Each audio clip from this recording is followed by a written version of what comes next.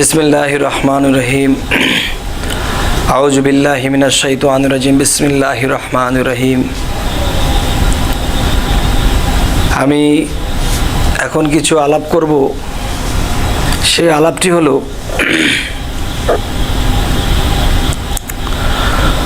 কোরআন শরীফে সূরা ইখলাসে বলা আছে কুল হুয়াল্লাহু আহাদ আল্লাহুস সামাদ। আল্লাহুস সামাদ শব্দের অর্থে আসে আল্লাহ স্বয়ংসম্পূর্ণ, আল্লাহর কোনো কিছুরই অভাব নাই। কিন্তু বলা হয় আল্লাহ নিরাকার, আল্লাহর আকার নাই। তাহলে নিরাকার শব্দের অর্থ আল্লাহর আকার নাই, এ কথাটার অর্থ ঠিক নয়। এই পৃথিবীতে যারা বলতেছে নিরাকার শব্দের অর্থ আকার নাই,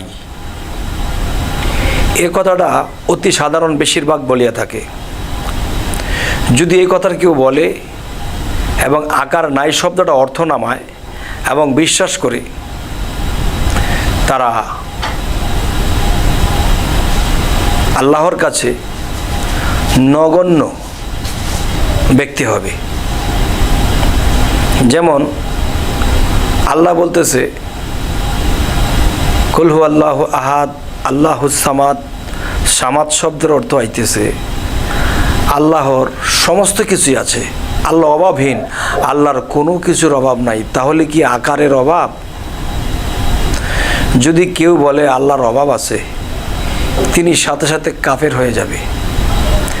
আবারও যদি কেউ বলে আল্লাহর অভাব আছে, তাহলে তিনি সাথে সাথে দোজখবাসী হবে। তাহলে সূরা বাকারার মধ্যে কোরআন শরীফে যখন সূরা বাকারা পড়া হয়, তখন সেখানে লেখা আছে যারা নিরাকারকে বিশ্বাস করে তারাই মুমিন মুত্তাকিন। তাহলে নিরাকারকে যারা বিশ্বাস করে তারা মুমিন মুত্তাকিন, তা আমিও মানি। কিন্তু নিরাকার শব্দের অর্থ যে আকার নেই, অতি সাধারণ যেগুলা বলে, এগুলা ঠিক নয়। যেমন যদি বলি না, কেভাবে ঠিক নয়। যদি বলি হ্যাঁ আল্লাহর আকার নাই, তাহলে আমি বলবো এক নম্বরে সে হবে কাফের, দুই নম্বরে হবে সে দোজখবাসী। নিরাকার শব্দের অর্থ আকার নাই, এটা কখনোই হয় না। নীরেরও আকার আছে। নীরের আকার কি?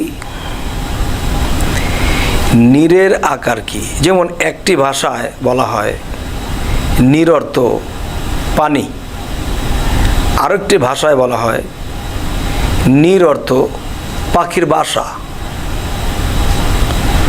তবে আল্লাহ কোন নিরাকার? নীর আকার অর্থের আরেকটা যদি হয়ে থাকে পানি, নীরের একটা অর্থ যদি পানি হয়, তাহলে পানির কি আকার? পানির নিজস্ব কোনো আকার নাই। পানি পাত্রের রঙে রং ধারণ করে। তাহলে আমি বলতে চাই, আমরা এই পৃথিবীতে আদম সুরত পাইলাম। এখন আল্লাহ বলতেছে আমি তোমাদের সাহারগের চেয়েও আরও নিকটে। আবার অন্য অন্য সাধকের মতে পাওয়া যায় এই শ্বাস প্রশ্বাসের সাথেও পরমরূপে আল্লাহ বিরাজমান। তাহলে নিরাকার শব্দের অর্থ আমরা কেউ কখনো আকার নাই বলবো না, কিন্তু আকার আছে। আমি যদি একটা আদম ভাণ্ড হই, তাহলে সেই নীর যদি পানি হয় আর সেই পানি যদি পাত্রের রঙে রং ধারণ করে, তাহলে আল্লাহ যদি নীরের মতো আসিয়া, আমি আদম ভাণ্ডে আদমের ভাণ্ডে আসিয়া যদি আদমের রূপ স্বরূপ ধারণ করে, তাহলে আল্লাহ যে পাত্রে যায় সেই পাত্রের রং ধারণ করে, আদমের মধ্যে আসিয়া আদমের রূপ ধারণ করে। তাহলে বোঝা গেল আল্লাহর একটা রূপ পাওয়া গেল কি, আদম সুরত। তাহলে একটা হলো শুধু আদম, আরেকটা হলো সুফি আদম। আল্লাহ বলছে যে সাধারণ আদমের মধ্যে আমি প্রকাশ নাই, আর যে আদম নিজেকে পবিত্র করলো আমি তার মধ্যে প্রকাশ হই, তার মধ্য করে আমার গুণ প্রচার করি, আমার গুণকে প্রকাশ করি। যেমন আমি আল্লাহ যদি কিছু বলি তাহলে হও হয়ে যায়, কুন হয়ে যায়, ফায়াকুন ধ্বংস হয়ে যায়। তাহলে আমি পবিত্র আদমের ভিতরে, আদমের ভাণ্ডে গিয়ে আদমের রং ধরিয়া আমি আদমের মুখ দিয়া কখনো বলে থাকি হও হয়ে যায়, সমাধা হও হয়ে যায়, বিপদ হবে হয়ে যাও। তাহলে আল্লাহর স্থানটি কোথায়? আদমের মধ্যে। আল্লাহর রং স্রোত কি? আদম স্রোত। তা বলে আদমকে আল্লাহ বলা যাবে না। আদম একটা ভাণ্ড, আর সেই ভাণ্ডে আসিয়া সে ভাণ্ডের রূপ ধরিয়া এই পৃথিবীতে নবী, রাসূল, ওলি, আউলিয়া যাহারা আছে সমস্তের মধ্যে আল্লাহ এভাবে আসিয়া জগৎকে পরিচালনা করে গেছে।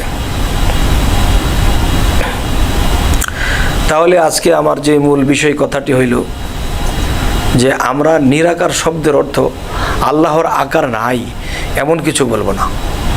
আমরা বলবো যে হ্যাঁ হয়তো জানি না আল্লাহর আকার আছে। যদি বলি নাই তাহলে আল্লাহর আকারের অভাব আছে। আর যদি বলি আল্লাহর এই জিনিসের অভাব আছে তাহলে আল্লাহ আমাদেরকে কঠিন সাজা দেবেন।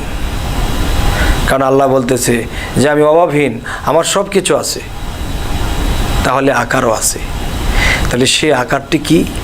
সেই আকারটি আপনার আদম ভাণ্ডের ভিতরে ভরা আছে, প্রকাশ নাই।